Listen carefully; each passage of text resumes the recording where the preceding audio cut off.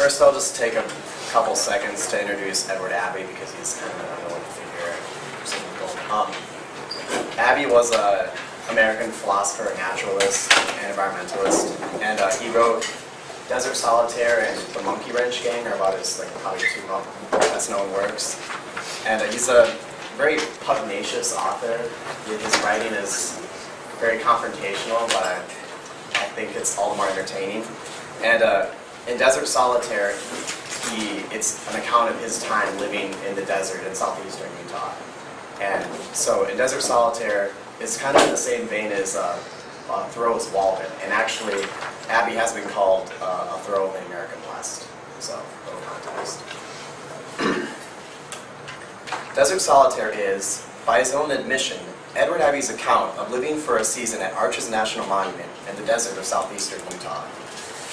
It would be inconsistent with Abbey's wonderfully dry sense of irony and comedy, his devotion to the ideals of freedom and freedom of expression, and his professed public attempt to debunk or come to terms with some of the perennial problems of philosophy, not to allow others, with a similar orientation, to try their hands at debunking or coming to terms with his attempt. Perhaps he will even countenance the terms in which I propose to do just that, terms taken from the obscure Italian philosopher Battista Vico. I say Abbey perhaps will approve our efforts along such lines rather than he would or would have if he were still alive, because there is a palpable, though admittedly comically misleading or figurative sense in which Abbey is still alive, causing trouble and delight through the words of Desert Solitaire. I aim then, in what follows, to engage the living Abbey and his thought expressed in Desert Solitaire, replying to his attempt at dissolving the perennial problems of philosophy, not in a fashion dissimilar from that found in the history of philosophy, as there is a particular sense in which the history of philosophy is a series of responses to certain puzzles and paradoxes, perhaps nothing more, and it is in this particular sense our discussion will draw its context. In doing so, a certain sketch of Abbey will emerge, one not of thorough integration with the polis, but rather of a heroic philosopher of the frontier. As he declares, crying from upon the smooth, slick rock formations in the arid wilderness, these surfaces are alone sufficient for our needs. And with this, Abbey takes his debunking of the problems of philosophy, and indeed philosophy itself, to be final, complete, and at least something with which like-minded others may contend. For if we are to understand philosophy as a set of responses to puzzles and paradoxes, and nothing more, the absence of such puzzles and paradoxes would, seemingly, render philosophical discourse impossible. My thesis is that, as a heroic philosopher of the arid American West, Abbey's proposed debunking of philosophy is really only a debunking of some philosophy along standard romantic lines, and that his account is troublesome because of its failures in effective promulgation and adjudication in respect to other competing theories, and because of these shortcomings is incomplete. Our entry point into Desert Solitaire? Vico says it should be etymology, and so we shall take this point as our departure. Account derives distantly from logos, with its ambiguity between just any speech, written or verbal, and one which tracks the truth through argumentation, requiring in turn that the language employed be literal. In the latter case, ideally history as science is included, while history incorporating myth or fiction is excluded, whereas in the former, both are included and on equal footing. Abbey's account, as a historical account or logos actually living at an Arches National Park, is shot through with ambiguity and complications, arising from the appearance of myth among the pages of Desert Solitaire, and thus, it is in the first sense of logos then, freely enjoining history as science and mythology, that Abbey tells of his life amongst the scorched terrain of the West. The trick and difficulty then becomes, when reading the text as a historical document, to mark when the facts end and when the fiction begins, presumably without losing a sense of the text as a complete whole body. In Desert Solitaire, a myth is taken to be somehow adequate for debunking or solving the perennial problems of philosophy. In that sense, philosophy is a fancy name for a distinct set of problems, or what look very much like to be insoluble puzzles, together with the attempt to solve or debunk them through argument, or if that fails, or requires a supplement, through fiction instead, or as well. In this way, Desert Solitaire is itself a work of philosophy, no less than a historical, mythic account of time spent in the wilderness. While living in the wilderness, Abbey intends not only to escape from the culture-coagulated metropolis, but also to confront, immediately and directly if it's possible, the bare bones of existence, the elemental and the fundamental, the bedrock which sustains us. Here, Abbey proposes to do what Romantics, beginning with the Scottish essayist Thomas Carlyle, have already proposed to do in response to the forces of mechanization and the Enlightenment. That is, to invoke what Emerson called as an original relation to the universe. He is proposing not merely to imitate this original relation to the universe, but rather to repeat or rediscover it in a form no less original than that of the Romantics. Because, in fact, in a certain poetic sense, there may be, for Abbey, no such distinction between an original and its imitations, and such a dichotomy is false. If there is anything substantively distinct about Abbey's invocation of the originally romantic idea of an original relation to the universe, we can be sure to find it in his professed dream in which the naked self merges with a non-human world and yet somehow survives still intact, individual, separate. Paradox and bedrock. I interpret his dream to mean he seeks to escape the medium of human sensibility through which we experience the external world, and as a result, encounter the external world unmediated. This is precisely half the paradox Abbey identifies, for at the same time, or in the very same desired state, he seeks to somehow to survive as an individual, a separate, particular human being. The paradox of wanting or having both is just that, a paradox, a set of beliefs, taking paradox in the literal sense, in which inconsistency lurks, but with respect to which, in giving up any one of them, in order to eliminate the inconsistency, one would be giving up a belief which one, in some unspecified sense, cannot give up. If we wish to clothe the paradox in the guise of a traditional Western philosophical problem, we can think of Abbey as identifying or confronting the problem of the coexistence and relationship between mind and world. This paradox serves, Abbey claims, or suggests, as bedrock, that is, a kind of non-negotiable foundation. For what does this bedrock serve as a foundation? It serves as a foundation for his solution to or debunking of the perennial problems of philosophy. Abbey introduces the idea of a foundation of bedrock late in the text, couched in a comparison and evaluation of the attractiveness of various landscapes, as he searches for the reason why he is drawn specifically to the desert frontier. Of the mountains, sea, and desert, Abbey proclaims the desert has a unique spiritual appeal, found neither in the mountains nor the sea. This spiritual appeal arises from what he observes as the seeming inability of his own human consciousness to grasp the immensity and depth of the desert. From this, he hypothesizes that the arid desert landscape may be, in principle, ungraspable by human consciousness. In Abbey's own words, there is something about the desert that the human sensibility cannot assimilate, or has not so far been able to assimilate. Perhaps if we explore further as to what precise feature of the grandiose desert is responsible for exposing the limitations of human consciousness, we can further get clear on how Abbey molds this phenomenon into his foundational paradox. At the end of his investigative work, Abbey identifies just that is, the property or set of properties taken to be sufficient, responsible for the displacement of human consciousness. Abbey concludes by giving an account, a logos, that if anything is responsible for this phenomenon, we will find it in the very riddle of the desert. And these are Abbey's words. I am convinced now that the desert has no heart, that it presents a riddle which has no answer, and that the riddle itself is an illusion created by some limitation or exaggeration of the displaced human consciousness. It is here that we encounter Abbey's use of the poetic, in the midst of, and in fact, for the very purpose of fulfilling, philosophical argumentation. To dissociate the mythic from the factual is necessary to clarify Abbey's account, but in doing so requires caution, so as to not to mutilate the text as a whole. To begin, the riddle of why exactly the desert has its unique spiritual appeal has, in the end, no answer, because the riddle itself is illusory. The very riddle itself is fabricated by human consciousness, because of its inability to conceptualize the desert in its entirety. My answer as to how we should articulate the illusionary riddle bears directly on the mythic heart of the desert. In giving his argument, Abbey himself makes no explicit elaboration on the fictional heart of the desert, and it is in this way Abbey presents an enthemy, or an argument in which a premise or premises remains unexpressed.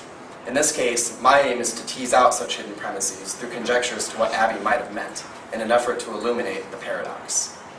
I take heart to mean what otherwise might be identified as the distinct property or essence of the desert, Again, etymology will serve as our guide. Essence is derived from the Greek ousia, meaning being.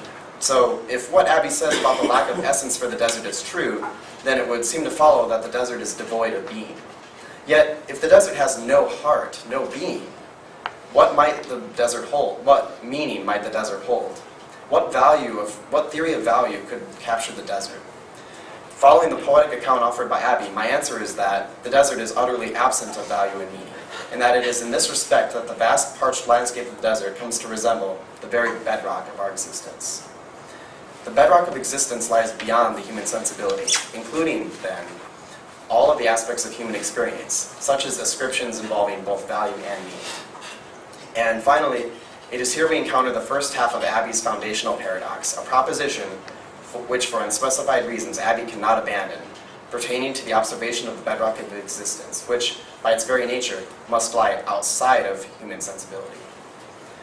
The other half of the paradox exists in the very workings by which the desert terrain causes the seeming displacement of human consciousness. Here, I might employ, as it seems Abbey likewise avails himself of, a theory of the sublime, first proposed by Immanuel Kant in the Critique of Judgment, to understand better how the desert evades human qualification. Kant's theory of the sublime maintains that judgments regarding the sublimity of natural objects ground themselves in the effect on the human consciousness by the formlessness or limitlessness of certain natural objects. Our inability to comprehend the form of the natural object causes a sensation of annihilation, as if the natural object could engulf us, and judgments of the sublime result from the ability to overcome this perceived threat. As Abbey writes from the canyons, it means nothing, it being the desert. It is as it is and has no need for meaning. The desert lies beneath and soars beyond any possible human qualification. The desert, then, while it resists human ascribed meaning and value in light of its immensity and formlessness, also renders its sensation of the sublime, resulting from these same characteristics. No natural object is itself sublime, but rather, a natural object, such as the desert, may lend itself to the presentation of sublimity within human consciousness. Under this model, any judgment of the sublime, even that of Abbey's, requires a human essence, human consciousness, to render it. With this being the other half of the paradox, we now have in full view the foundation Abbey believes debunks, or at least renders insignificant, the perennial problems of philosophy. In his poetic account, which is really a philosophical one that makes use of both mythic elements and figurative language to complete its account, Abbey professes an engagement with the valueless bedrock of existence through a judgment of the sublime, using human sensibility regarding the desert.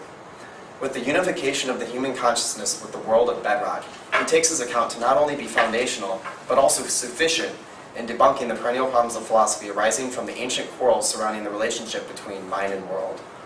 Not only does it serve as a solution to the relationship between mind and world, but also, because it dissolves the paradox, it renders philosophy, which, if we take philosophy to be only a series of responses about a paradox or puzzle, not only complete, but any further such speculation impossible. Part of the reason why Abbey's account is so intriguing is his weaving of fact and fiction, philosophy and poetry. It is the same feature that requires me, as I will now do, to engage the living Abbey on a similar footing, with a comparable orientation as both a poet and a philosopher, as any attempt to do otherwise would fail to address the richness of such a hybrid account. Before coming to terms with his account, I aim to clarify in what precise sense I intend to use poetry. Poetry derives from the Greek poesis, which means a production, or composition, but really a form of logos, by an author aimed at the resolution of various paradoxes and puzzles. I have been and will continue using poetry according to the sense of poesis, that is, the classical form. Poetry in the classical form, then, becomes an alternative, competing methodology, contrasting with philosophy, as described in Plato's Republic, because both take paradoxes and puzzles as their objects of their discourse.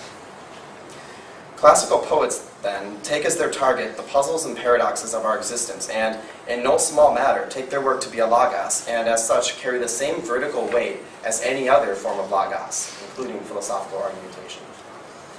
Abbey, then, as a classical poet, is really no different methodologically from other classical poets, such as Hesiod. As in the Theogony, Hesiod is purporting an account of the birth of the Greek gods. In Desert Solitaire, Abbey is attempting to convey adequately an evocation of the desert, as hinted in the introduction of the text. Not imitation, but evocation has been the goal. The refusal to simply imitate but rather to evoke, carries with it a particular importance. If we take Desert Solitaire to be not only a catalog of historical facts detailing Abbey's attempt at achieving an original relation to the universe at Arches National Monument, but also a poetic, private account of an original relation to the universe, no less original than that espoused early by the Romantics, it becomes evident that Abbey is appealing to a certain poetic idea, according to which the dichotomy between an original and its imitations is in fact false. In light of the private poetic quality of Abbey's account, we are now in a position to ask in what precise way, if any, his entanglement of poetry and philosophy might impact the veracity of his account. Of course, insofar as to how this answer might bear on its veracity, we must likewise investigate as to how it affects its reproach. Poesis grounds itself not in valid argumentation, though it can take such a form, but rather in the private experience of the individual, the poet. The premises of the poet use this experience as the epistemic backing for the argument. Abbey, as both a poet and philosopher, augments the factual premises and philosophical argumentation of his account with mythic premises shrouded in ambiguous, figurative language. The language of Abbey, and perhaps any poet, while used in a particular sense by the poet themselves, might easily be reinterpreted by the audience, sometimes with wildly divergent results. Just to begin, the degree of variance in interpretation might likely depend at least on the figurative language used. And, in fact, it is in the issue of transmitting poetic accounts that the crux lies for poetic argumentation, if we take such an account to be one response among many to a particular paradox or puzzle. The difficulty of intentionally promulgating poetic accounts or philosophical argumentation supplemented by poetic mechanisms lies in its inability to partake in the discourse regarding a particular paradox or puzzle.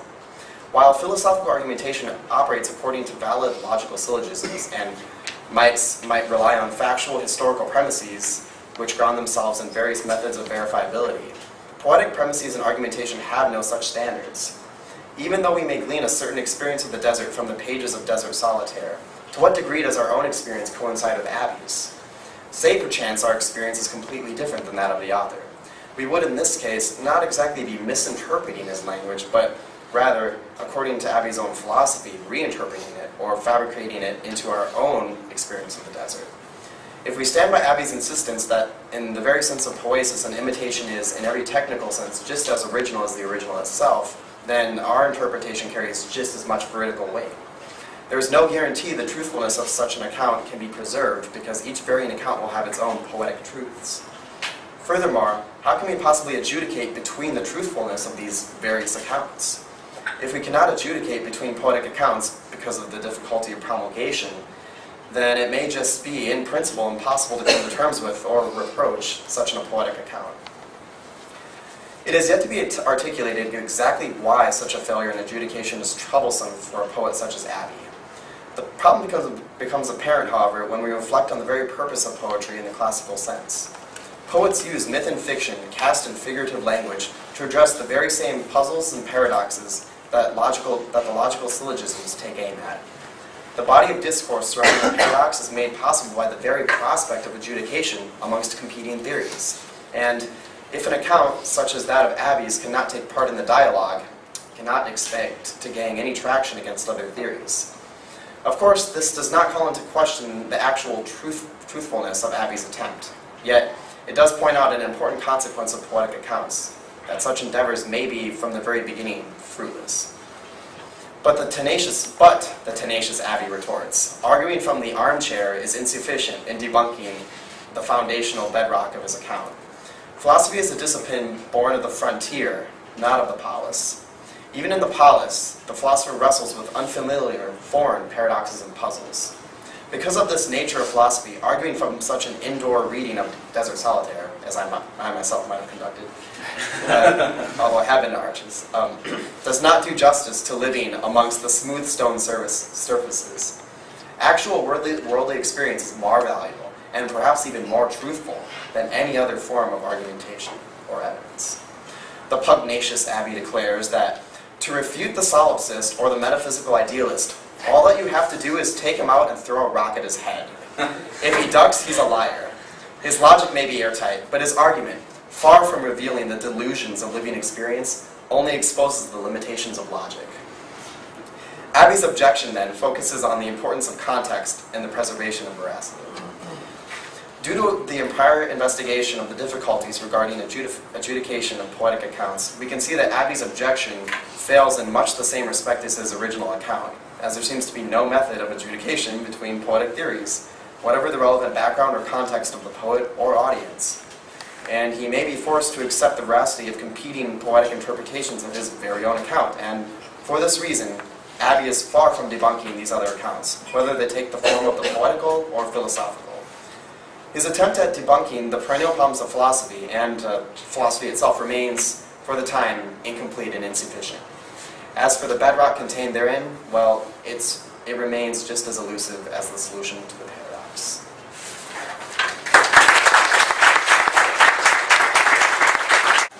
Aristotle famously opened his metaphysics by claiming that all human beings by nature desire to know, a fact to which history will attest. Humanity is continually built upon the foundations of intellectual pursuits laid before it by generations past, and while methods of gleaning understanding of new sources of knowledge and the subjects of study have evolved and progressed, not much else has changed since the days of Aristotle. Philosophical inquiry, scientific discovery, literary reflection, and many other avenues of exploration are the tools of the trade today. However, there exists a tension between the different intellectual groups. Specifically, there exists, and has existed prior to the ruminations of Plato, a conflict between philosophy and literature. Philosophy continually accuses literature of being too emotive, and literature accuses philosophy of being too dry and lifeless. In this paper, I will argue that literature must be considered a source of true knowledge, and in particular, the knowledge of culture. I must begin by outlining what I understand philosophy to be.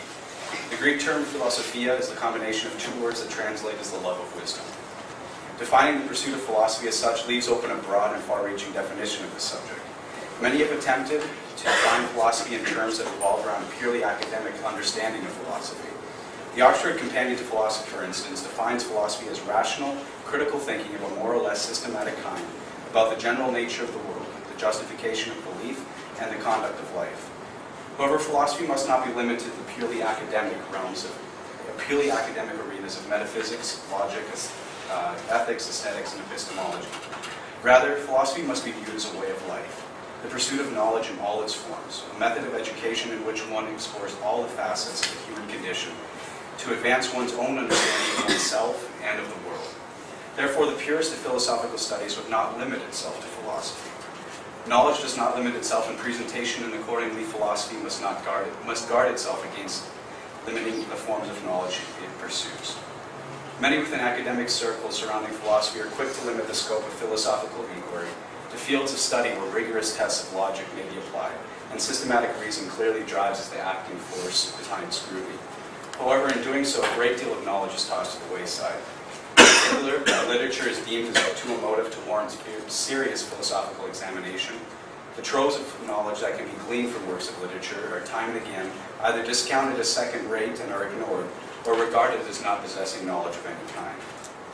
The tradition that largely ignores literature as a form of knowledge can be traced back to Plato's Republic. In Book 10, Plato outlines a three-tiered argument against art and literature, or a literary form of poetry in particular. For Plato, truth resides in universal forms. As such, material goods are said to be imitations of the forms themselves, and accordingly art, which is an imitation of the material forms, becomes an imitation of an imitation, and thus furthest removed from the truth. The first, which is the first of Plato's arguments against art. Plato then asks what kind of knowledge, if any, poetry has provided the philosopher. Of the poet, he writes, "It seems then that we are fairly well agreed that an imitator has no worthwhile knowledge of the things he imitates, and that imitation is a kind of game and not something to be taken seriously, and that all the tragic poets, whether they write in iambics or hexameters, are as imitative as they could possibly be." Plato then launches this last attack on poetry, arguing that poetry depicts inner strife and thus corrupts the individual. Poetry, he writes, dwells not on universal forms, the only source of knowledge, but instead dwells on appearances and particulars. This line of thought has greatly influenced generations of philosophers who deem literature as being too emotive, a pale imitation of real philosophical knowledge, and thus not warranting acknowledgement to the pursuit of knowledge. It is here that philosophers have made a grievous error in judgment. Literature is to be valued as a source of knowledge for the way in which it transmits culture from one generation to the next. The culture which literature has the fortune of transmitting must be viewed not as a matter of taste and preferences, but, far more importantly, as a source of knowledge. The knowledge that the culture has the privilege of transmitting is the thoughts, feelings, and sentiments that have been experienced by previous generations. These thoughts, feelings, and sentiments teach each passing generation's lessons that must be learned in pursuit of an understanding of the world and meaning of the knowledge being transmitted. Roger Scruton, in his article, The Two Virtues of Western Culture, writes of his studies at Cambridge and the influences had upon his conception of knowledge and thus education as a whole. He begins his discussion on culture with the statement that if one wants to know the meaning of life, one should explore one's cultural inheritance with a critical eye, so as to repossess the meaning that has been distilled in it.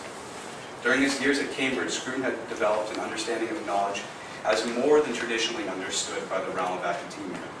This understanding was largely cultivated by his tutor, who did not believe that the purpose of knowledge was to help the student. On contrary, the purpose of the student was to help knowledge. What Scruton's tutor meant by helping knowledge was more than just the purely scientific advancement of the understanding of the world.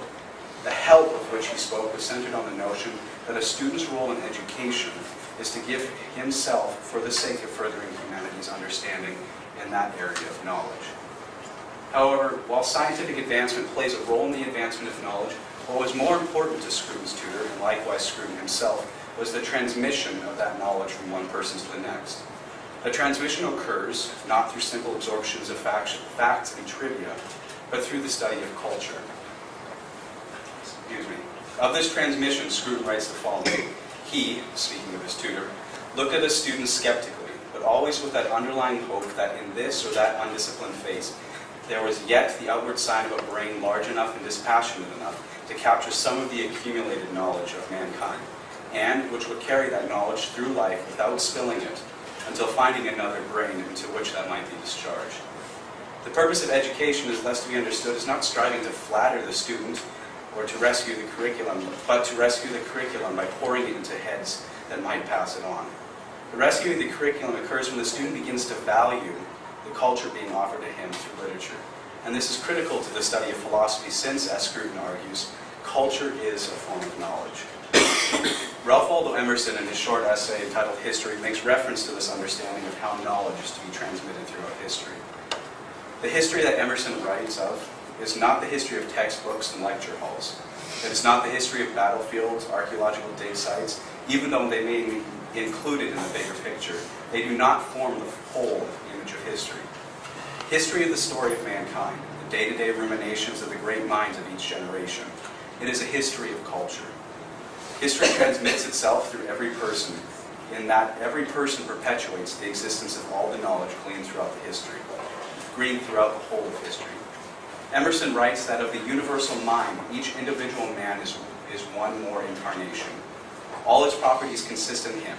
Each new fact in his private experiences flashes a light on what great bodies of men have done, and the crisis of his life refers to national crises. History is experienced by each person differently, and thus means something different to each person. It is in this way that all history becomes subjective. In other words, there's properly no history, only biography. Every mind must know the whole lesson for itself, must go on the whole ground. What it does not see, what it does not live, it will not know. Those are the words of Emerson. However, one must ask, can one truly live all things in order to know them? Is humanity doomed to repeating the same cycle of history over and over and over again? Of course not. Observe, says Emerson, the sources of our information in respect to the great genius. We have the civil history of that people. As Thucydides, Xenophon, and Plutarch have given it, a very sufficient account of what manner of persons they were and what they did. We have the same national mind expressed for us again in literature, in epic, in lyrical poems, in drama, and in philosophy. A very complete form. History is the means by which one is able to come to an understanding of the knowledge of mankind, a knowledge of culture. In turn, culture must be transmitted from one generation to the next in order to preserve the accumulated knowledge gleaned by all mankind. One must at this point discover the method in which culture can be transmitted. Emerson thinks that the advancing man discovers how deep a property he has in literature, in all fable. He finds that the poet was not an odd fellow who described strange and impossible situations, but that universal man wrote by his pen a confession true for one and true for all. With its transcendent qualities, literature can serve as a medium for the transmission of culture from one generation to the next. Through the transmission of culture, one gains access to knowledge otherwise unknowable, and is able to discover that what Plato thought, he may think. What a saint felt, he may feel. What at any time has befallen any man, he can understand. Without this transmission, society loses a great deal of the progress it has made. The history of mankind and society is more than the accumulation of scientific discoveries made. Da Vinci's Mona Lisa, Michelangelo's Pieta, Milton's Paradise Lost, and Eliot's Four Quartets are all examples of how culture that predates the current one has been transmitted into the present day and carries with it the knowledge of that time. It needs to be understood that the world exists for the education of each man. There is no age or state of society or mode of action in history which does not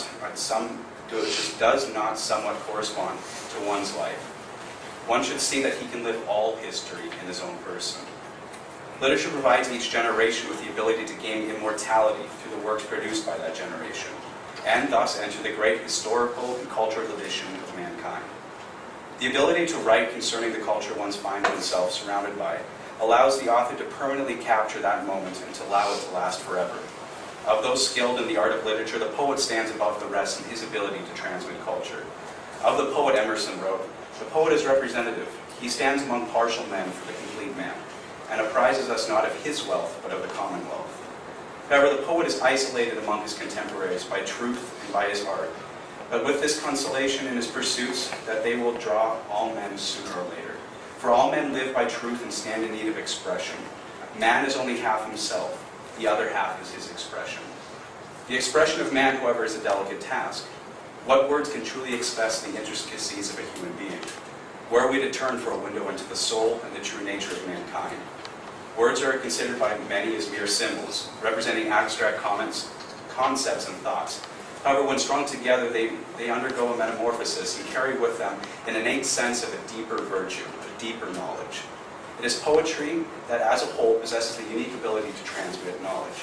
For it is the spiritual combination of word, meter, and rhyme that man connects with most thoroughly with the culture, through which man connects most thoroughly with the culture of his past. As society progresses, it becomes all the more evident that the experience of each new age requires a new confession. Yet, such a confession of the gleaned knowledge of the age is hard to come by, and the poet stands alone in his ability to usher forth such a confession. The ability of poetry to capture emotions, thoughts, and intellect of a generation is excellently demonstrated in the works of the transcendentalist Walt Whitman. Whitman produced works of poetry that clearly reflected the day and age in which he lived. Through his works, readers were able to glean knowledge of the generation past. Their thoughts, feelings, and intellectual discoveries became the thoughts, feelings, and discoveries of those who read the works. The poem, "O Captain, My Captain," stands as one of his more recognizable works, and a prime example of how poetry transmits culture. Considering the opening lines, that progress as follows. "O Captain, my Captain, our fearful trip is done. The ship has weathered every rack, the prize we sought is won. The port is near, the bells I hear, all the people exulting, while follow eyes, the steady keel, the vessel grim and daring. But oh heart, heart, heart, the bleeding drops of red, where on the deck my captain lies, fallen, cold and dead." Speaking of the death of President Lincoln, Whitman transmits the pain of loss that permeated the culture of his day. It is in the reading these words penned by Whitman that the melancholy, pain, and deep-seated anguish of an entire generation becomes the pain and anguish of the reader. It is when one recognizes the transmission of such emotion that the knowledge of that culture becomes accessible. Yet another poet that stands in his ability to grasp the hold of the culture and pass it on in his written works is the great poet T.S. Eliot. During the time Eliot spent in England, he gained a unique perspective on literature that, when coupled with his already evidently mastery of language, paved the road to making him a literary master. No more evident is this mastery than in his pinnacle work, The Four Quartets. While this work is comprised of 4 separate poems, they work together to transmit a complete picture of Eliot's culture. The first and third quartets in particular speak to the notion of the transmission of knowledge in the form of culture. Time present and time past are both perhaps contained in time future. and time future contained in time past. If all time is eternally present, all time is unredeemable. What might have been is an abstraction, remaining perpetually possibility, only in a world of speculation. With these words, Eliot opened his work, establishing a sense of unending that lingers over the whole of his work. The words speak to a sense that is, always has been, and will always be in existence. Time is transcended by culture, and culture has, is, and always will be present. There is no end but addition, writes Eliot. Culture never ceases to exist. Rather, it grows and becomes a new creation to each passing generation. It is here that one returns to the arguments presented above. Culture is an expression of history, and literature alone possesses the ability to transcend the limitations of the continual progression of time. Literature captures a still frame of culture and preserves it, giving culture the gift of immortality. It is important to heed the knowledge transmitted in culture, even though it is not this knowledge of the scientific method. It is a deeper knowledge, not mysterious, but as Creighton puts it, deep in the way that the face of a mother is deep in the eyes of her child. Eliot was well aware of the necessity to listen to culture's past and to gain knowledge from one's forefathers. The necessity stems from the fact that one cannot experience everything, but with such permanence as time has, we appreciate this better, the agony of others nearly experienced, involving ourselves than in our own. Time the destroyer is time the preserver, and literature allows the lessons of previous generations to become the lessons of the current one through the transmission of culture. It is after one has gleaned such knowledge that one can lie awake, calculating the future, trying to unwind, unravel, and piece together past and future. Of course, the knowledge existing in culture and transmitted through literature does not give itself freely to all. The knowledge is buried and hidden deep within the text, and as such requires a sincere pursuit in order to be revealed. However, few are willing to give themselves to pursue such an exploration, and likewise few are willing to provide the dedication necessary to truly grasp that knowledge that literature offers each generation. Knowledge grounded not in tastes and preferences, but in emotional knowledge. A knowledge of character, of refinement, that allows one to comprehend the continuity of all of history, and not only one's place in it, but also the contributions available to be made to the great tradition of culture. Philosophy must be aware of the reality that emotional knowledge can prove more crucial to the pursuit of a life worth living than any empirical knowledge. Emotional knowledge provides the possessor with the lessons in the difficult art of giving oneself and giving oneself completely to a cause greater than any individual, that of transmitting culture and the reservoir of knowledge it contains to each passing generation. Literature provides the true philosopher with the ability to do so. The ancient quarrel that is spoken of by Plato sees philosophy tossing to the wayside literature, demanding a position that views literature as a wasted endeavor in the pursuit of knowledge. However, literature alone possesses the ability to contain the whole of history in a transcendence of culture that carries with it the qualities to instill emotional knowledge in those that dedicate themselves to gleaning the knowledge inherent in culture. Therefore, philosophy must begin to increase the value it places on literature in its pursuit of knowledge. Literature enables one to enter the cathedral of culture with a critical as well as a wandering eye. T.S. Eliot, Walt Whitman, and Ralph Waldo Emerson all write of their culture in a manner that transcends the mere moment, and instead carries with it the knowledge possessed by their culture. It is for this reason that literature must continually be viewed as a source of knowledge. Thank you.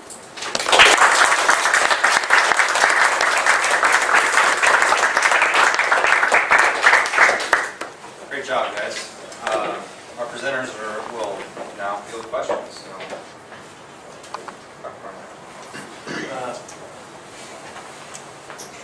I was just wondering, how would you react to the idea of somebody who admits that literature carries information about culture, valuable information about the past and history, just like a photograph carries information. Let's say a photograph of the World Trade Center carries information. A thermometer carries information of the temperature. A scar on somebody's face might carry information. But we still don't want to call those things philosophy. A scar is not philosophy. A photograph is not philosophy. And so I'm curious how important it is to your project that this sort of knowledge be classified as philosophical in a sense. The knowledge that you get from literature, if it's merely that you're trying to establish that it's important information. part of my project is to to establish that it's important information that I think often gets overlooked.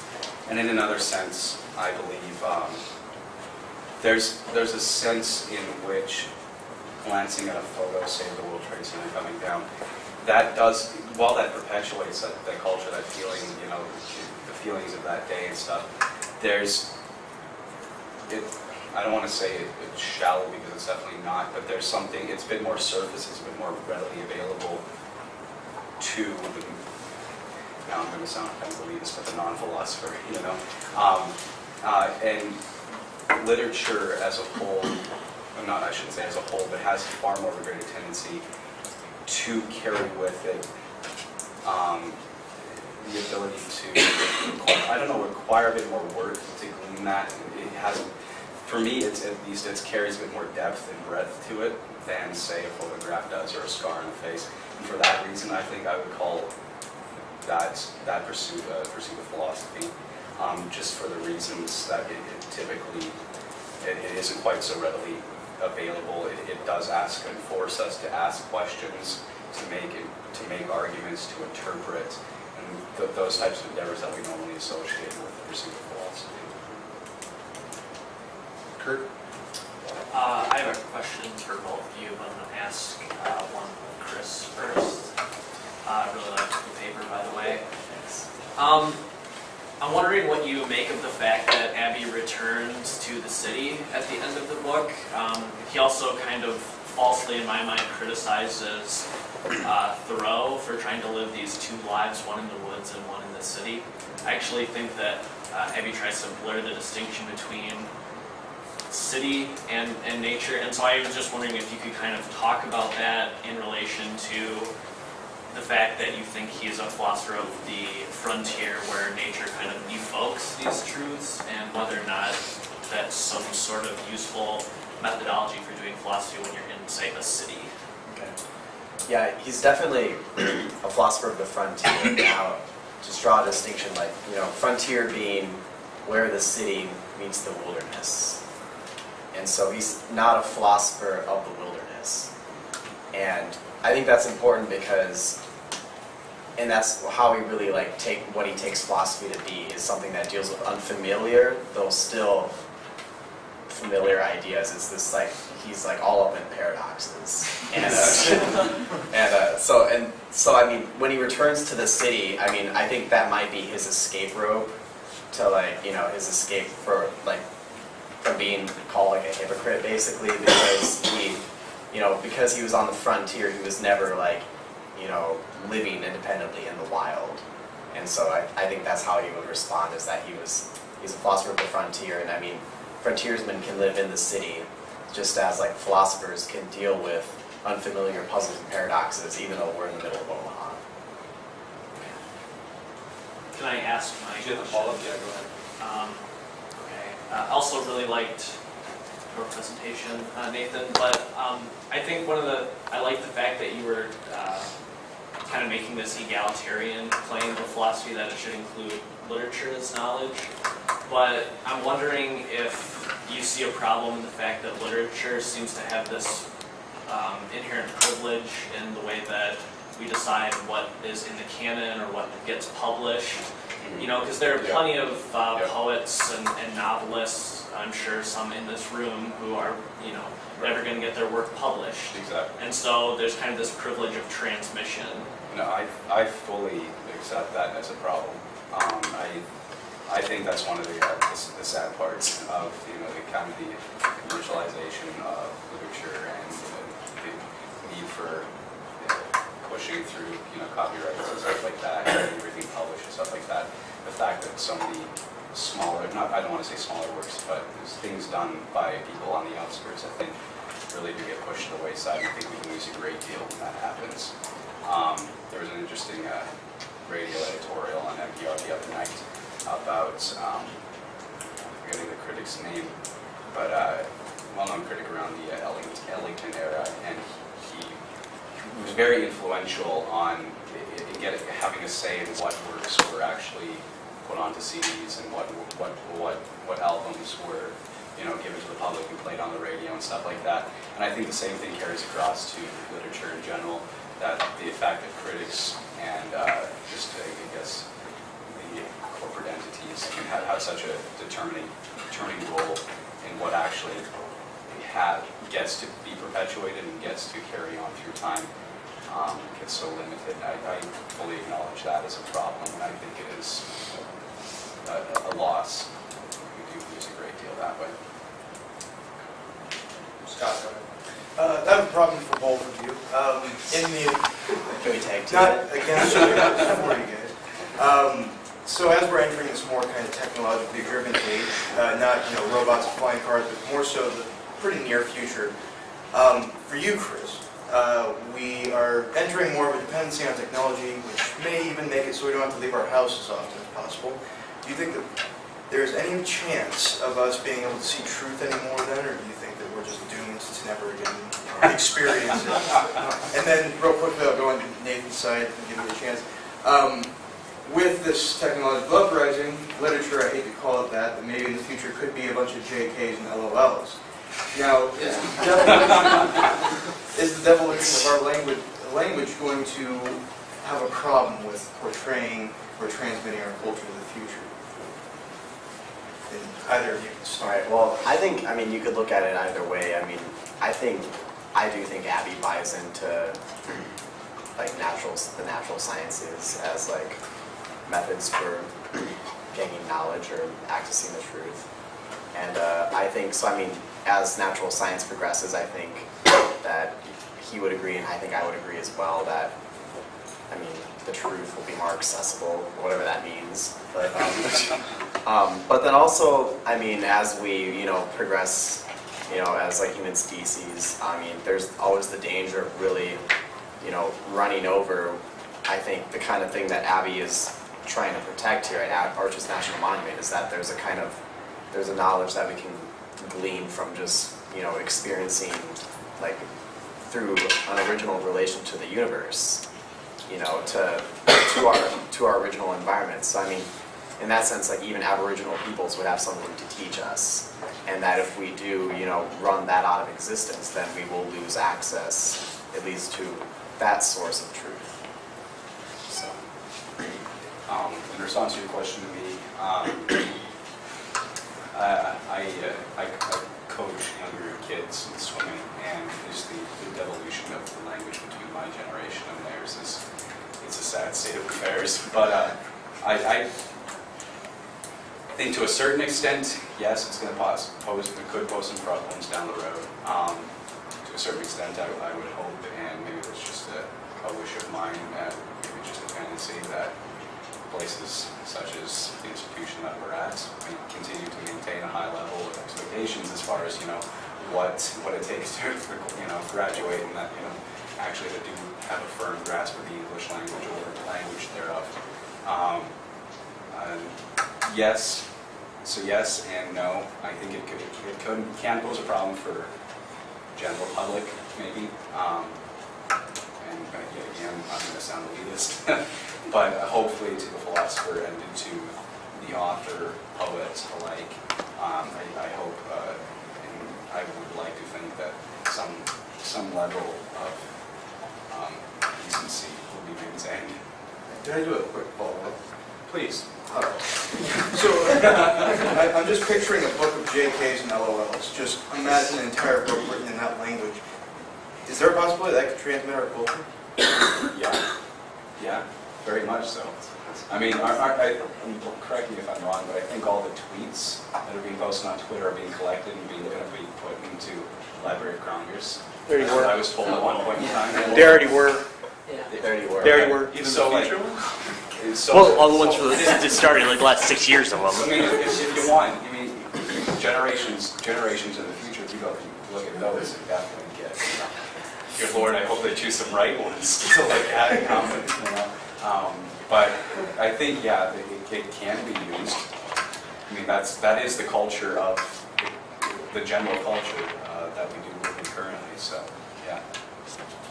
I mean, I like your idea and your premise, but I'm a little bit like, I'm confused by what you're talking about when you talk about literature. Because like right then, you said several times, like I'm afraid of coming off of elitist, but then right there you just like included tweets as literature, which I think stretches it, and like on a different level, like if you're accepting literature as like transmission of cultural ideas and knowledge, like can you like encompass like in the modern day like films into literature or like songs and music into literature? Like what is literature basically under your, how do you like draw the lines between what is and is not literature? What's Twitter?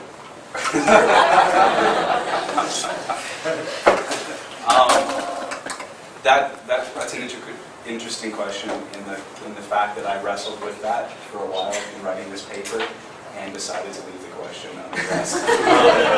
Because I saw my paper ballooning to the size that I could deal with. So what do we define literature as is an interesting question. Classically, I think you can look at books, poetry, things along those lines, epics, and as far as how do we incorporate newer forms of technology, say that have arisen over the last 100 or 200 years, so film, tweets, things along those lines, into that canon, I'm not too sure. And I think that I will admit that's an area in which my paper is lacking, and in which my project is lacking, but it's for the reason that I still don't know. So, and if anybody has any insight, maybe illuminate me, please. So, Dr. Rosa? This is sort of for both of you, but going off of what you were just saying, I wonder how important it is with respect, with respect to poetry, because we're drawing attention to the kind of the sense of it that it was hybrid and it had these fictional aspects to it, right? And I guess I was assuming, Nathan, in part of what you were talking about in literature, by distinguishing it from a basic historical report, that we're talking about the fact that we're talking about fictional, so maybe film would be included. But so I'm wondering if you could each expand a little bit on what role you think the fact that the part of the method, as it were, of transmitting knowledge or arriving at truth with respect to poetry in the context of your paper, Chris, and then literature and poetry, of course, again. What is the fact that it's fictional doing? What sort of special thing? Like, I'm interested in talking a little bit more about the relationship between philosophy and poetry, and in what sense they are similar, and in what sense poetry or the addition of the fictional is like, what's it accomplishing that, in effect, isn't being gotten out of philosophy? I think Andy's going to go first. No, it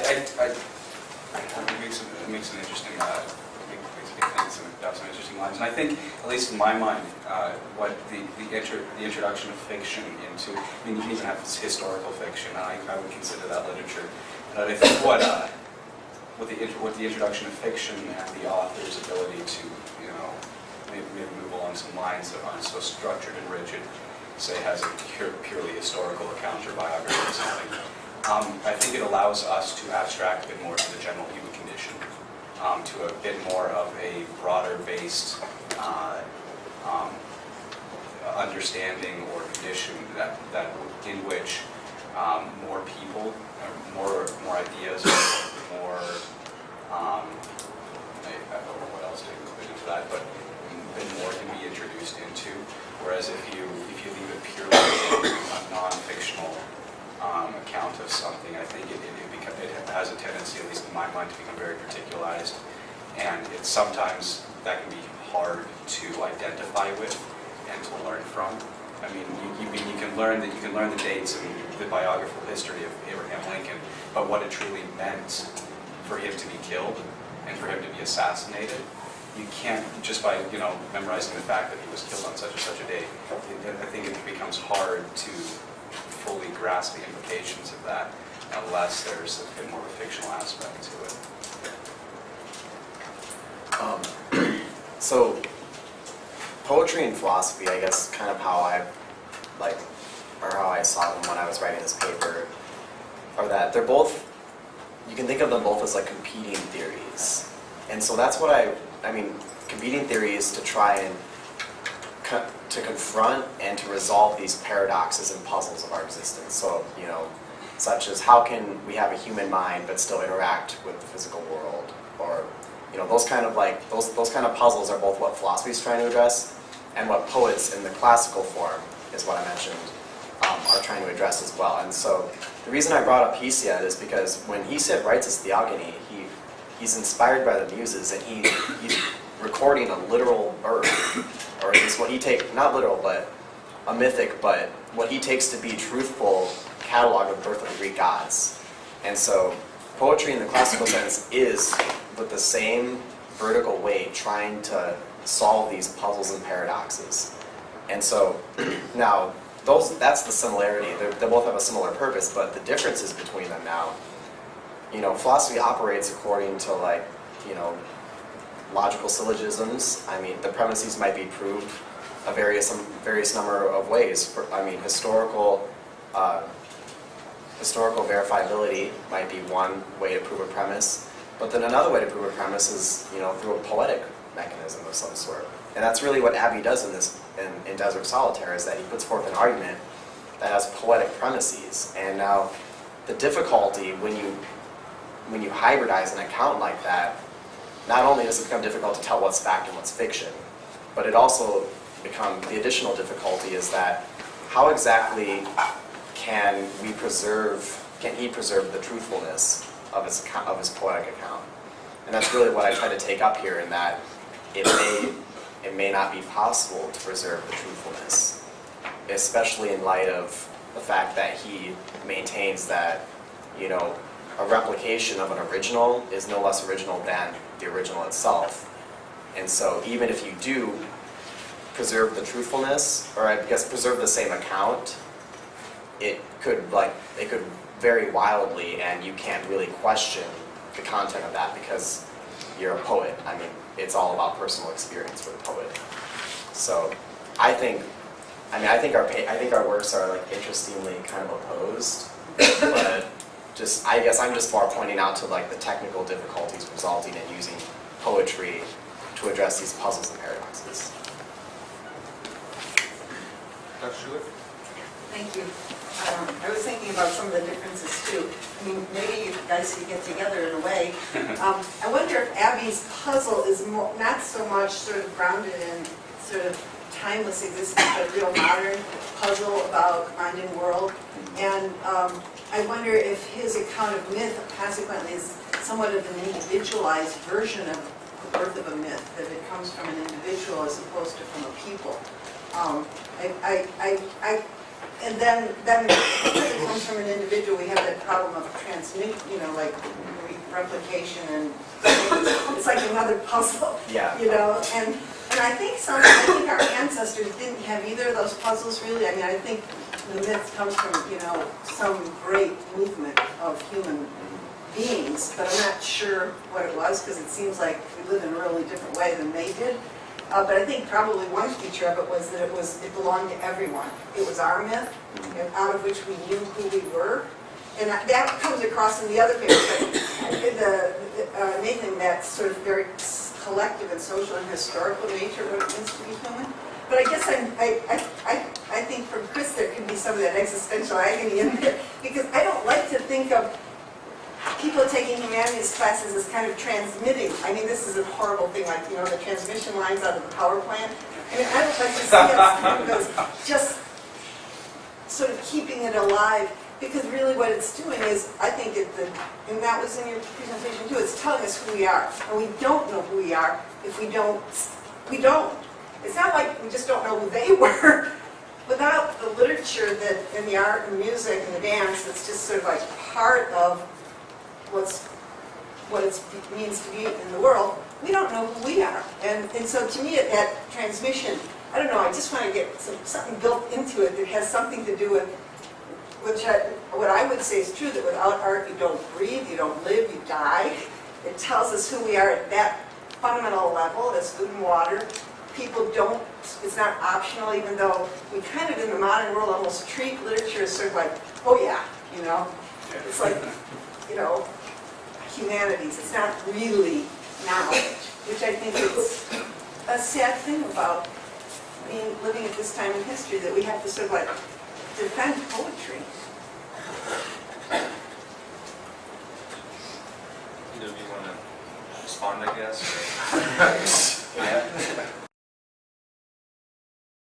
I agree. I agree for the most part. Okay, okay, let's really work together.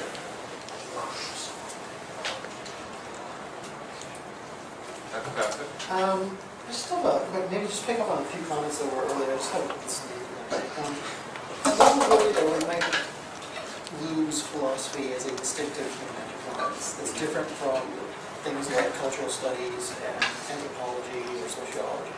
Right? And maybe one way of pushing this point is you use the Abraham Lincoln example quite a bit, where it's representing a historical event. Right? But I wonder, what kind of philosophy would somebody like J.R. Tolkien be doing in The Hobbit, as far as transmitting culture, right? Or I don't know, the Harry Potter books. Right? So in other words, it seems to me that we can sort of approach them from a philosophical perspective. We can approach them from an anthropological perspective, sociological, right? And in that way, we're doing philosophy. But when I say that those things are doing philosophy, and what sort of culture is Tolkien sort of transmitting? I mean, rather than creating. Sort of fantasy novels, science fiction, those sorts of things. To your second point, that we approach them from a philosophical point and then glean knowledge from them, I would agree. And I think that was more of the argument of my paper, not necessarily that the poet sets out with the purpose of writing something philosophical, or that Tolkien sets out with the purpose of writing a philosophical work when he wrote The Hobbit. I don't think poets necessarily, or authors necessarily set out with that intention. But I think that maybe subliminally they do have I would argue that you can pick up philosophical ideas, notions, sentiments upon reading them afterwards. As far as what philosophy he might have been doing when he wrote The Hobbit, I don't know. But I think my argument, if I was unclear about that, I do apologize.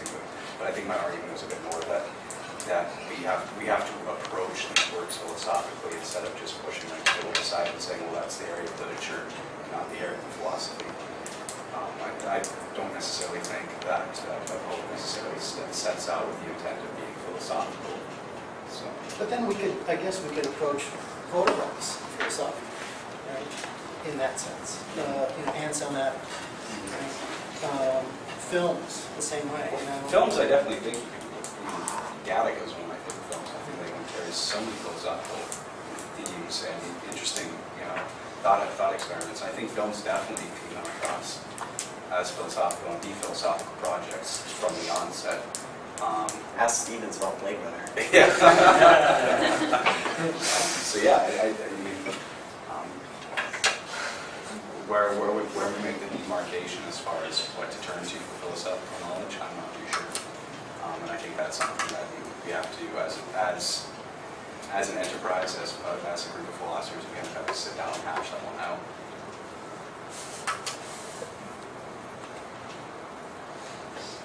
Dr. Murray? A question for each.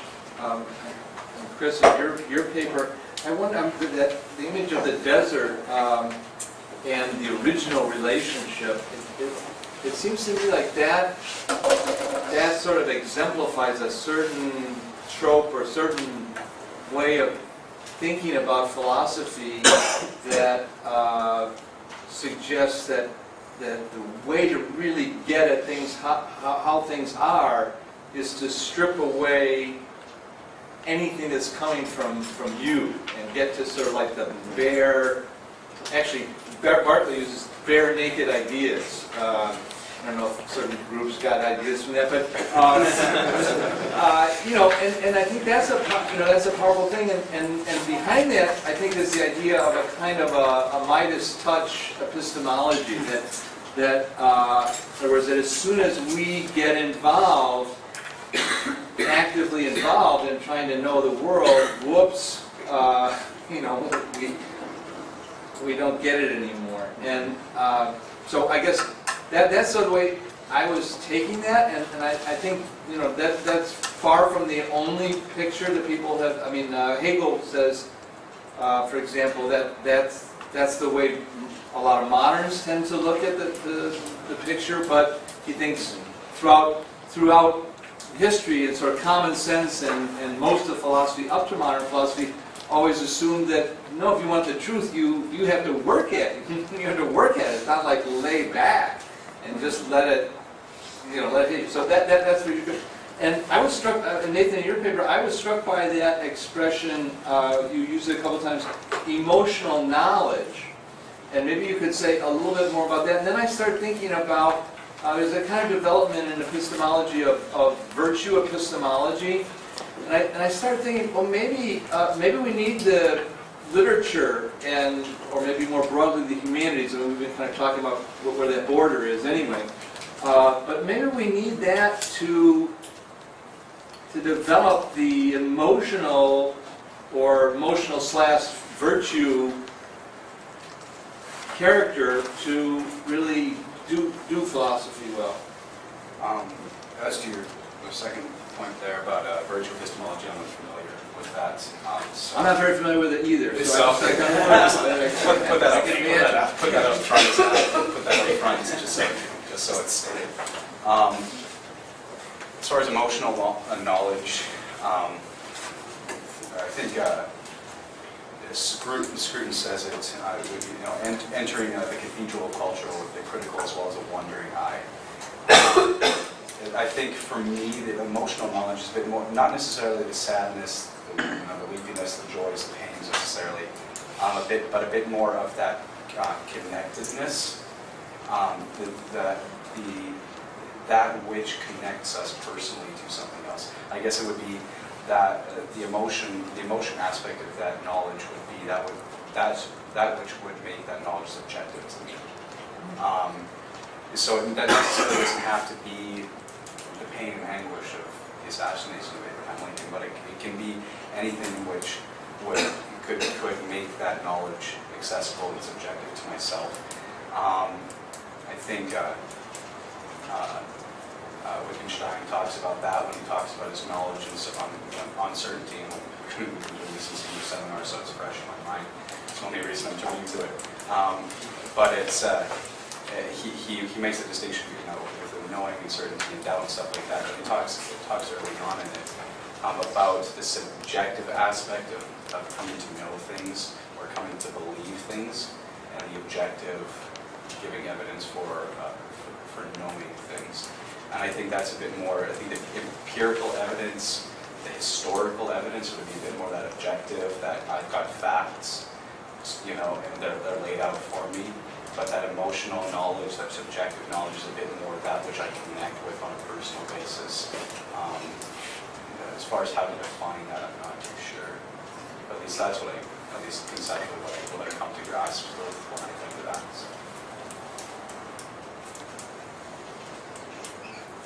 Chris, did you have a response for if not, no big deal. Well, I guess I didn't know what the question was, but I would interpret that to be the paradox that Abbey's identifying is that, in experiencing the spiritual appeal of the desert, that he says is superior to the mountains or the ocean.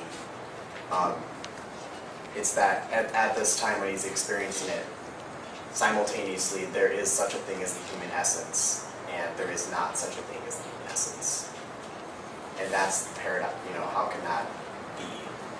And that's what he really tries to reconcile in his account. Or not reconcile, but he takes that as a foundation to debunk the resolution of that paradox, to debunk the problems of philosophy.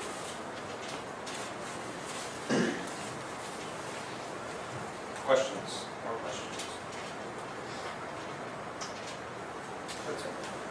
I guess to what extent, are the humanities and, everything vital to our culture and knowing more about ourselves and who we are as a culture, as a people, and past cultures. To what extent is that important, but is it sort of a misunderstanding to approach it from a philosophical standpoint when these aren't necessarily meant to be philosophical ascertain like statements or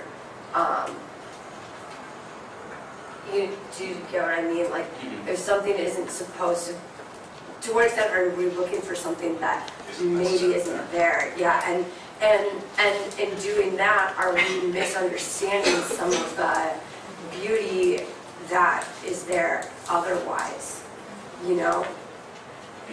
But, I mean, like, I'll just take that one. You can follow me up. So. Like that, take for instance poetry. Like, the reason why we would analyze poetry from like a philosophical perspective, under the condition that the poetry is really in the classical sense trying to get at the same thing that philosophy is. And so, in that way, it becomes a competing theory. And I think that if it's going to compete as a theory, it has to be able to, effectively, then it has to be able to engage the other theories.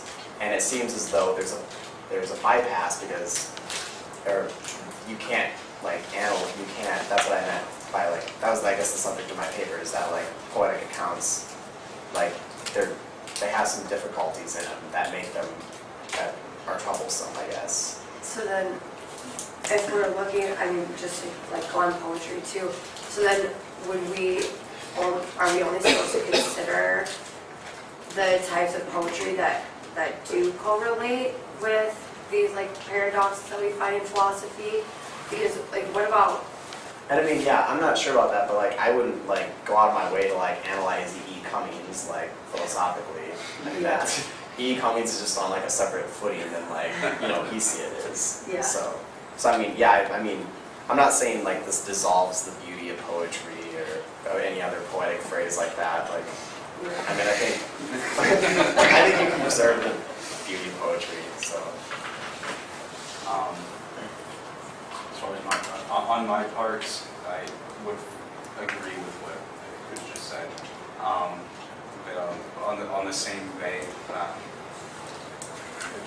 I think the danger of looking for something that isn't necessarily there is inherent in, I think, any type of investigation, whether that be scientific, philosophical, theological. I think that's just an inherent danger in inquiry in general. And I don't think that necessarily removes any of the value that may be instilled in just appreciating something for what it is. I think you can look at something, investigate it, break it down, and still appreciate it for the fact that it is.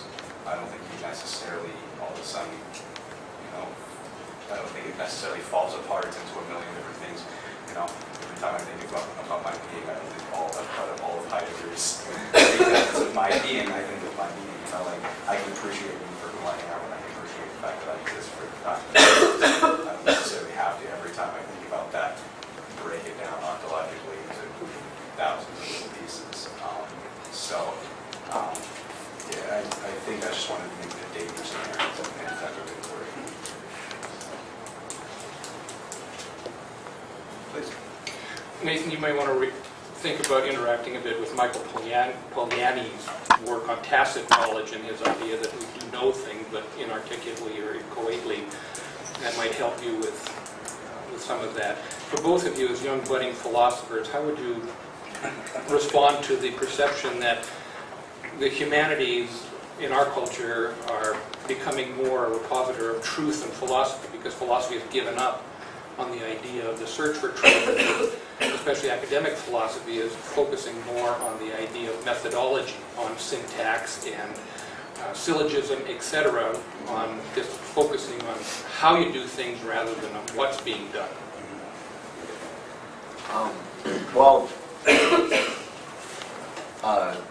Like Nathan mentioned in senior seminar right now, we just finished a Wittgenstein's Uncertainty, and I think there's a really therapeutic dimension to Wittgenstein's Uncertainty in that just the fact that he really implicitly portrays this like rabid philosopher who's trying to get at objective certainty and just comes to the point where they can't even acknowledge that this is their hand.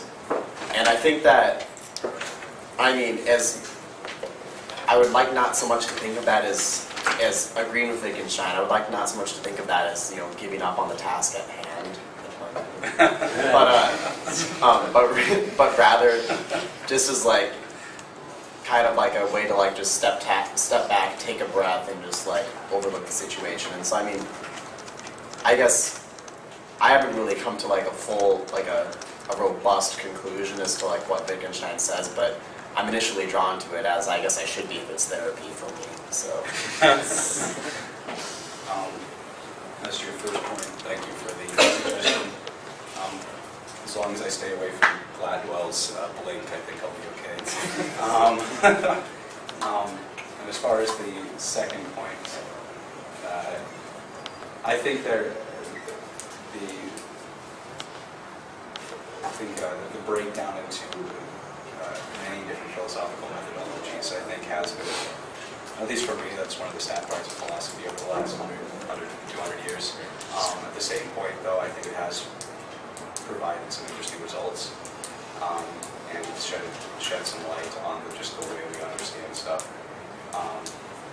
I'm not too sure exactly necessarily what that means for philosophy in the future and how we approach or reapproach getting to truth or getting to a knowledge of something rather than just a breakdown of methodologies. I don't know exactly what that means, but that is definitely something to consider. Well, we still have 10 minutes or so. If there's a question, you're welcome to ask. If not, you can always end it early, but I'm sure they prefer not to. They spend so much time on their work. Guilt trip the audience. Yeah, exactly. One, I'll try to connect it for both of you, but this is No, so go for different. it. No, I think it can apply to yours in this way. Like, especially came up with Dr. Schuler's question earlier about like what exactly is this transmission and like what are the different facets of it. And something that's like sitting in my mind as I listen to all these different points you've been making and thinking about Richard Dawkins' idea of memes. Essentially, that ideas have a life of their own, and they exist as like a virus does. Like the virus itself has certain components, but it's not really alive. But what it does is it still evolves, and its whole purpose is to replicate itself. And only like viruses that are successful continue to go on.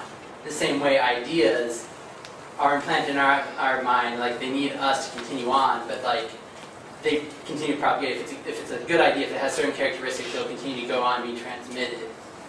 Whereas the ones that don't have certain characteristics will be left behind.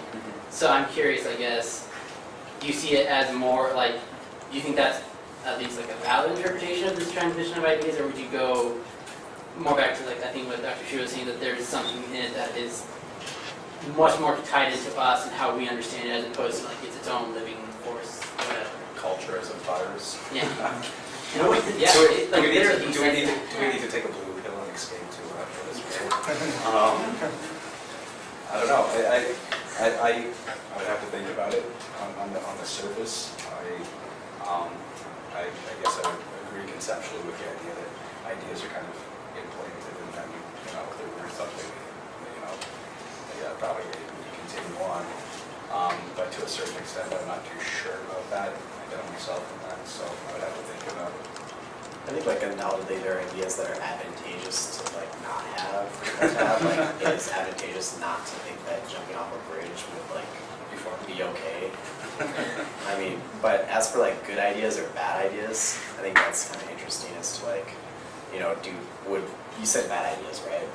well, it's, I mean, there's like the main two characteristics are one, like since it's parasitic, like it can't kill, like it can't cause us to jump off of a bridge. Like that would be a bad idea because it couldn't continue because Yeah, exactly. people would die off. The other aspect is like it has to be like there has to be something that compelling about it. There's like there's a reason it gets stuck in your head and like you just continue to go back to it and think about it. Like I guarantee you, most people like the idea of memes will keep coming back to you, whether or not like the idea of memes is You've infected us all. Yeah, basically. Sorry. But like it's just like something about it that it meets some like intellectual need that we have that we keep as like appealing to it. Like, and the way I'd like to make curious, I'd be curious is like, do you think, in terms of the desert and geography, like, do you think that like acts in a similar way, and that like there's a force outside of like necessarily our direct control that's directly influencing the conclusions that we get? I have no idea.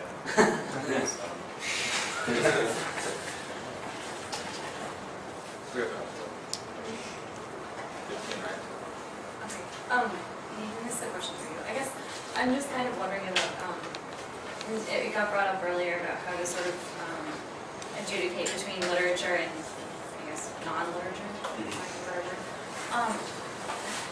Would we, I mean, this is just, I don't know, I guess I'm just asking for your personal thoughts here, like, would we do that sort of by doing aesthetics? And sort of what role would aesthetic theory play in trying to decide what counts as literature, or at least literature in the sense that you want to use it, if any? That's interesting. I hadn't thought about aesthetics before. The introduction of that is going to be developing, I want to say a canon, but an idea of literature. To a certain part, I think one of the things that makes, the great works, I'll use the word literature now, but use it a bit more of the classical sense, what you get in your anthologies and things along those lines. But what makes great works of literature stand out amongst the rest is their aesthetic appeal to a certain extent. So I think if we sit down and hash out what it is to be, what counts as literature, what does not count, I think to a certain extent aesthetic theory is going to come to that. But to what extent, I'm not too sure. Because at the same point, you don't want to break things down to the point where it just sounds pretty, like you don't want to get that, you don't want to get to that point and say, okay, but then let's count that as literature for today. I think there's going to have to be a balance between aesthetics and something else, and what that something else is.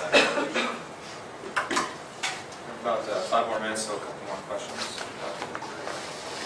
I'm still thinking about like what could determine literature.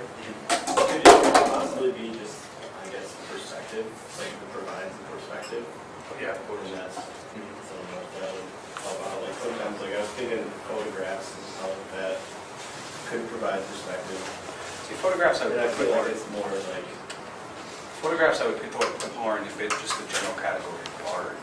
right.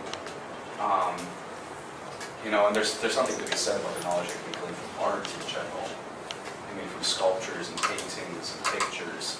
I think there's something to be gleaned from something, there's something very valid about interpreting art. That and interpreting music. Roger Scruton does a lot of work on philosophy of music as well. So I think those can be categories as well. But to include pictures per se into literature, I would be hesitant to do so. I think they can definitely stand as a category of their own underneath a broader umbrella of art per se. But to include them sliding over into the category of literature, I'm not too sure about. So. All right, we'll do 2 more questions. We'll go Stephen and Dr. Schuler then. No, someone else. Well, Stephen, go ahead, Stephen, then one more between. This question is also for Nathan. It's been building off of the last 2 questions. It seems that, and I'm having a bit of trouble perhaps getting at it, and so that's why I'm asking you, is your high opinion of literature as a source of knowledge, particularly as its ability to transmit culture. Why would you choose to focus on something like literature as the as an arena of knowledge that's valid for philosophical inquiry over other forms of perhaps established cultural insight like oral tradition? Would it be the fact that it's like textual, or is it the fact, and so in that sense maybe enduring, or is it the fact, because what would you say? I think I'll stop Okay. before we get too deep, because it is a very simple explanation. It's Okay. because this paper was written for a class on philosophy and literature. Dr. White's in the corner there. It was for his class, and I think it was a Brit or Kate. Somebody earlier had written a paper for a class, and so that's specifically why I focused on literature. on this paper. And I think that you can definitely delve into, the oral tradition, things along those lines. And I think that would be a very, very interesting area of inquiry. But as far as why I chose Because I was just thinking literature per se is because it was for the courses. Sure. I just thought, the same principle behind why you're wanting to investigate literature. You could kind of broaden that out to other cultures that aren't as wedded to text as we definitely are. Yeah, definitely.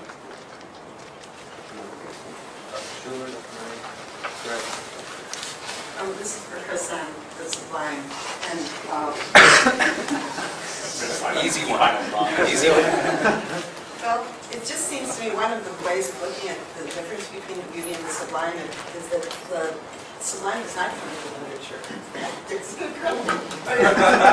It comes from nature, and the art and the music can give us beauty, but the particular sort of I don't know what to call it. I don't think it's an experience or what of the sublime, where you have the categories, the usual sort of categories. Like literature has an author, it has a reader, it has many forms. But if you in nature, sometimes you talk about the sublime, and then all the forms just kind of like recede, which is very different. And that would be not an intersection between these two talks as far as I know. Yeah. What is it? What is the sublime? Yeah. I mean, I'm not like a Kantian expert by any means. Sublime. But I mean, just from what I took from the critique of judgment, like the portion that I read, it's really just like experiencing like a feeling of like immensity in nature, and really it has to be like it's formlessness too, which is kind of interesting. That it can't be bound by a form. It's just raw being, I guess.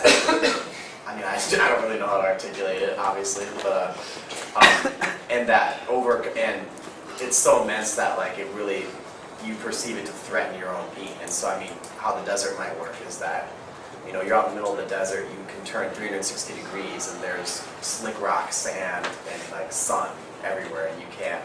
Like it's just immense. The immensity of the fact that like there is almost no life in the desert, that is not fertile, and that like the fact that it could engulf you.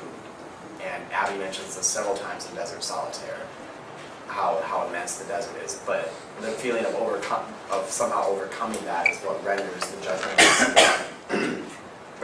of the sublime in human consciousness. So I guess that's how I understood Abbey.